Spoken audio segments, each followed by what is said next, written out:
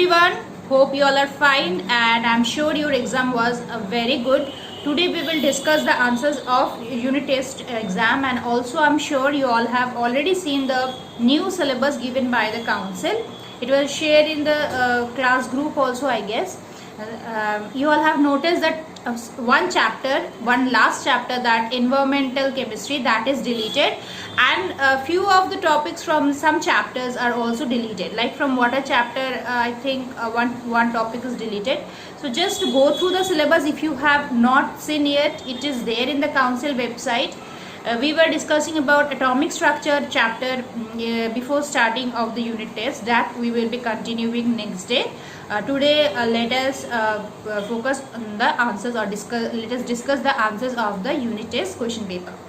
That's your answers of the unit test question answers. First was MCQ. So this will be the option. Nitrogen oxygen reacts with each other at high temperature. It's an endothermic reaction. Next question was number of carbon atoms in bicarbonate radical. The answer is 1. This is a question where I think some of you got confused bit. AB plus CD, product is AD plus CD. Now see that CD remain unchanged.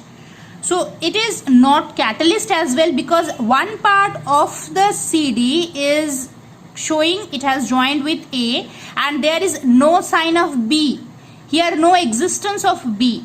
So it's completely a wrong equation, because this equation does not exist. It does not remain. So the option will be no chemical change. It's not at all a chemical reaction, and chemical changes we generally represent it with a chemical reaction. So here it is not a chemical change. So the option that is correct is it's not a chemical change. Next question was the color of the residue forms when lead nitrate reacts with Ki. We know it's a double decomposition reaction. When both of them react, we get lead iodide as precipitate. As a side product, we get potassium nitrate. So it's yellow deposit. So the color is yellow. Now formula of a compound represents a molecule. One formula we generally consider as a molecule. Next, these are the fill in the blanks. Answers I have already mentioned. First answer was radical. Then double decomposition reaction. The first question I hope you all can remember. It's a charged atom or a group of atom which exist as a single unit during a reaction. So answer is radical. Second is, I think, reaction between barium chloride, sodium sulfate. That is double decomposition reaction. So conservation of comply with conservation of mass, law of conservation of mass, we balance the equation. D is distinguishing between sodium carbonate and calcium carbonate. And the question was distinguishing chemically. Now some of you have written water. Water is a solvent. So water cannot be taken as a reactant. As the question is distinguishing chemically, and I made a complete dedicated video on that. You can check that once again, where it is clearly mentioned you need to add certain reagent. Water is a solvent, so you cannot use any indicator or water for distinguishing. So here we do not have any other option, because both of them are carbonate. So if you add acids, it will both of them will react to liberate carbon dioxide. So we cannot do that. Only option is, if you heat calcium carbonate, that will decompose to form CaO plus CO2. So you can understand by evolution of the gas or detection of the gas. But sodium carbonate, it is stable towards it. If you heat at high temperature as well, it will not break down. In class 8 also we had this discussion that sodium carbonate, potassium carbonate, these two are stable towards it. And also in this class 9 also in chapter 2 we had this decomposition reaction in the types of reaction. There we have seen. So the answer will be heating process, distinguished by heating process.